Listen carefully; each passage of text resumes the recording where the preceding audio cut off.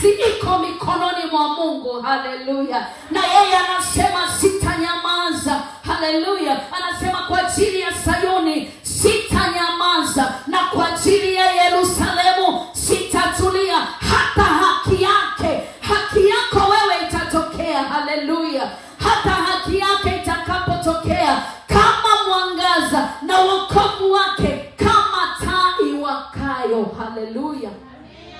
Hivyo vitu ambavyo unaona havijakaa sawa, Mungu anakuja kuviweka sawa kwa jina la Yesu. Ninakutamkia na kukutangazia na kukutabiria ya kwamba hautatembea tena kama mtu aliyeachwa. Maana ukisoma hapo chini anasema hautakuwa aliyeachwa tena. Haleluya.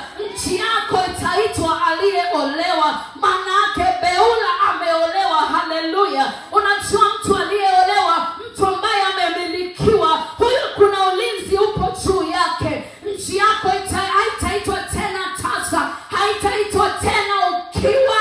Haleluya. Itaitwa mbarikiwa. Ninakutangazia kwa yote ambayo unaona kama yamekaa muda mrefu, leo ni siku yako ya kupokea kwa jina la Yesu. Mungu anasema sitanyamaza. Ameamua mwenyewe kusema hata nyamaza. Mkumbushe Bwana hoja zako. Haleluya. Maana amekuahidi hata nyamaza. Kwa ajili yako hata nyamaza. Kwa ajili ya nyumba yako hata tulia. Kwa ajili ya Sayuni